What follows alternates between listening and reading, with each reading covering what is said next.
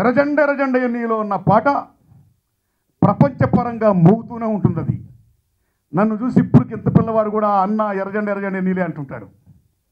ఊరు మనదరా వాడ మనదరా అంటుంటాడు. మల్లెతిక్కు పందిరువోలే అంటుంటాడు. అలాగే మహానుభావులు రాసిన పాటల వల్ల నా పాపులారిటీ కూడా ఎంతో పెరిగిపోయింది.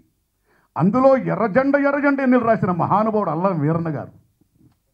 ఆ అల్లం వీరన్న గారు అయితే తెలంగాణ గడ్డ మీద వైట్ తెలంగాణ ఉమ్మడి ఆంధ్రప్రదేశ్, ఇవాళ తెలంగాణ మా ఆంధ్రప్రదేశ్, యావత్ తెలుగు జాతికి కూడా ముగ్గురు అన్నదమ్ములు గొప్ప కాంట్రిబ్యూషన్ చేశారు. అల్లం రాజయ్య గొప్ప కథకుడైన మామూలు కథకుడు కాడు. రెండు అల్లం వీరన్న ఎర్రజెండ ఎర్రజెండ నీళ్ళు మామూలు కవి కాదు, మహానుభావుడు. మూడవది అల్లం నారాయణ. ఈ మహానుభావుడికి నాకు పరిచయం ఎప్పుడంటే నా దండోరా సినిమాలో దండోర గదిలింది జంబాయిరే, దండు గదిలింది రా జంబాయిరే, దండోర మోగింది జంబాయిరే, దండు గదిలింది రా జంబాయిరే, ఇల్లు గదిలినాది పల్లె గదిలినాది ఊరు గదిలినాది వాడ గదిలినాది చల్ లొల్లి పుట్టింది రా జంబాయిరే, ఓరుంగర్లు గదిలింది. ఏవి పాట రాశాడు మహానుభావుడు. ఆ మహానుభావుడే అల్లం నారాయణ. సంపద ఈ మూల వనరులు ఈ మూల వాసుడికే చెందాలనే మహోన్నత ఆశయం ఏమవుతుందో దానికోసం ఎలా ఫైట్ చేస్తున్నారు. అదే నా సినిమా దండకారణ్యం. అన్న దగ్గర ఉండడమే, అన్న కలవడమే గౌరవంగా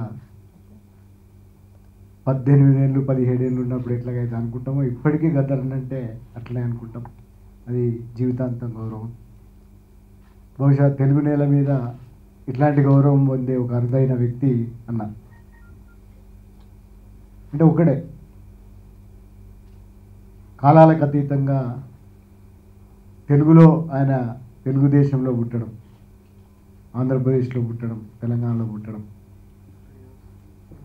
ఎందుకంటే ఆయన గురించి చాలా ఒక అంచనాలు, ఆయన యాక్టివ్గా ఒక 50-60 ఏళ్ళ మధ్యలో 60 తర్వాత కొంత యాక్టివ్గా మాట్లాడుకుంటున్నారు. కానీ ఆయన తెలుగు సమాజం అంచనా వేయాల్సింది తెలుగు సాహిత్య సమాజం ముఖ్యంగా ఇంకా చాలా ఉంది.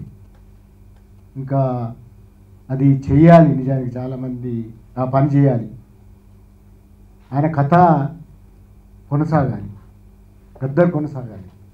ఎందుకంటే గద్దర్ మినహాయించిన ప్రజాకళలు లేవు, గద్దర్ మినహాయించిన పాటలు లేవు, గద్దర్ మినహాయించిన ప్రత్యామ్నాయం లేదు.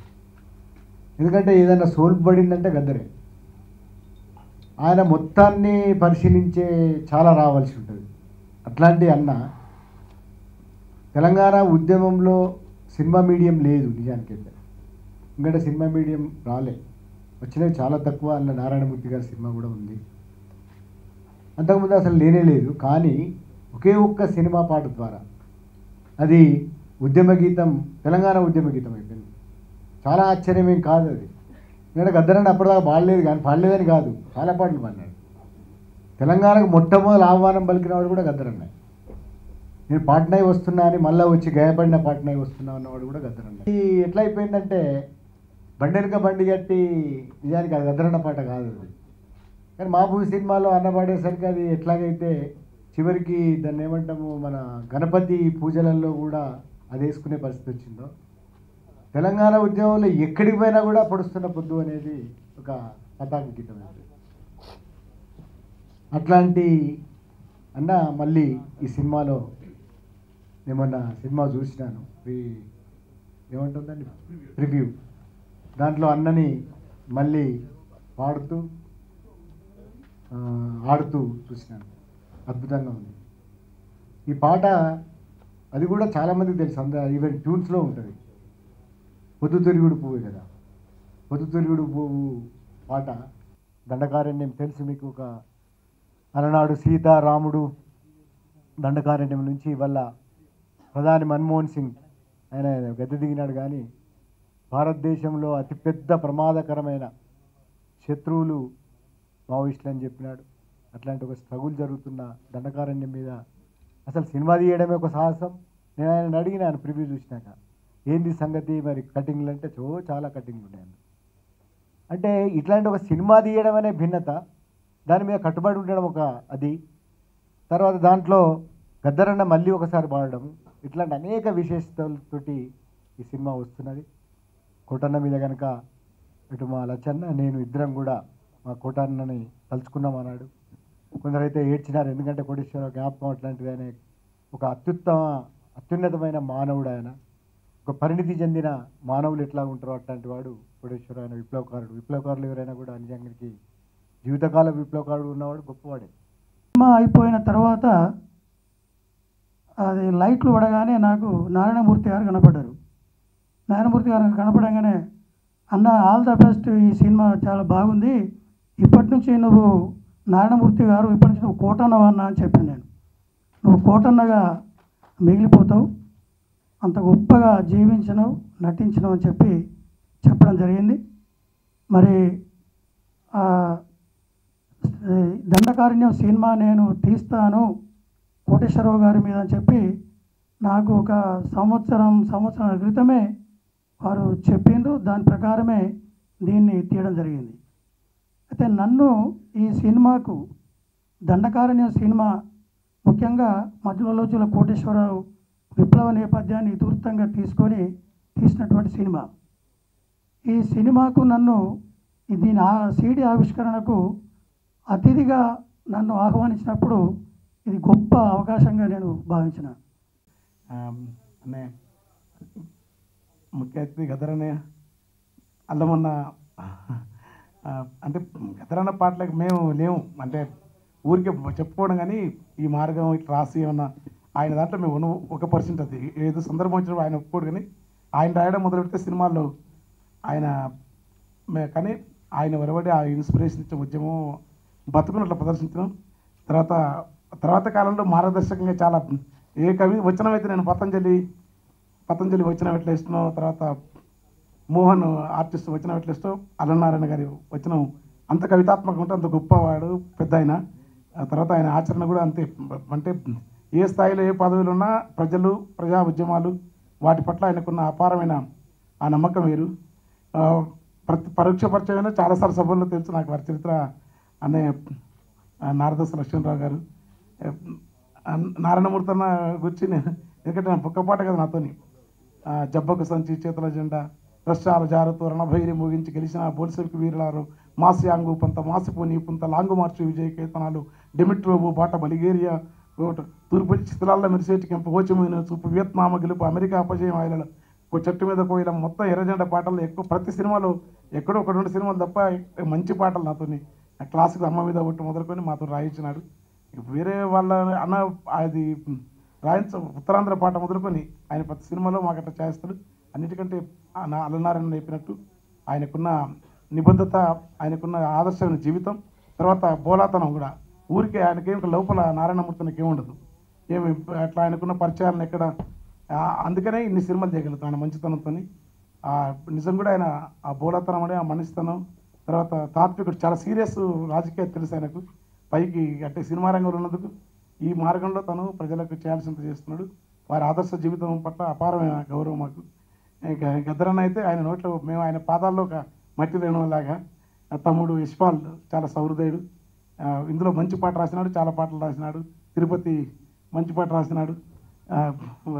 ఆయన మా జీప్ మా మిత్రుడు. ఆయన అసలు మమ్మల్ని భరించుకుంటే చాలా పాటలు చేస్తాడు. ఇది నాకు ఏంటంటే వీళ్ళందరూ ఈ పాటలో గిచ్చన గిరిమల్లో పాట రాసిన అది. ఆ పాటలు ఏంటంటే నేను చేసిన చిన్న పని ఏంటంటే ఒక ఉద్యమం కాదు, ఎర్రజెండా. నాకైతే ఒప్పుకుంటే సుందరయ్య గారిని చంద్రశేఖర్ కూడా చెప్పాడు నాకు. ఎర్రజెండా అంటే అన్నీ, అంటే సూర్యోదయం లక్షల సంవత్సరాల సూర్యుడున్న సూర్యోదయం ఎగట్రాదు. తల్లి చలబాలు యుగాల నుంచి జీవులు తల్లి చనుబాలు తాగుతున్న తల్లి చనుబాలు లేకుండా దానికి స్వచ్ఛత ఉండదు. హిమాలయ పాదంలో ఉద్భవించిన గంగా నదికి ఎప్పటికీ ఆ పవిత్రత అవ్వదు. అట్లనే బుద్ధుని యొక్క త్యాగానికి, క్రీస్తు త్యాగానికి అట్లా ఒక సమాజంలో అసమానత ఉండొద్దు, సత్యం ఉండాలా, ధర్మం ఉండాలా, న్యాయం ఉండాలనే భావన, అది అనేక ఉద్యమాల నుంచి వచ్చిన ఎర్రజెండా ఎప్పటికీ సత్యం. అది పాటించడంలో పాటించకపోతే వాళ్ళ కర్మ, అది వేరు. కానీ ఎర్రజెండా అంటే అట్లాంటి ఒక నమ్మకం, అది కనుక దాన్ని నేను అందులో అందరినీ కలిపినాను నేను. తోవకు చుక్కాని చారు మజుందారు నావకు తెరచాప చంద్రపుల్లారెడ్డి, తోవకు చుక్కాని చారు మజుందారు నావకు తెరచాప చంద్రపుల్లారెడ్డి, వెలుగులా దివ్యలు తరిమెలా డీవీలు, దేవులపల్లి వెంకటేశ్వరరావు తిరుమలనాయుడు గారు.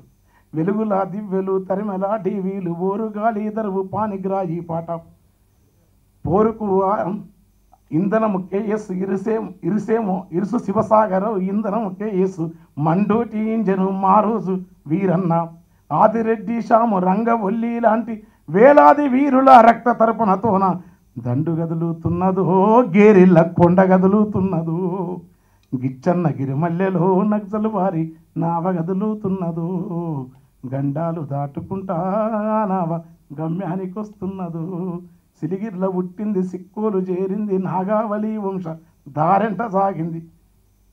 మొత్తం గోదావరి లోయ పార అని చెప్పుకుంటూ వచ్చి లాస్ట్లో పనిచేసినాం.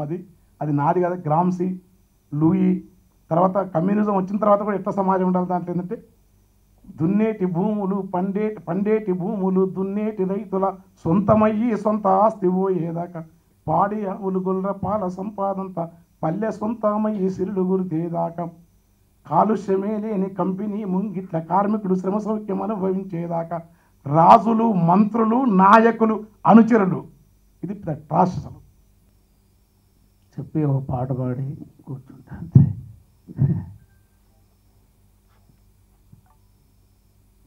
మహాదేశభక్తుడు కోటన్నకు జోహార్లు అని నేను అన్నా.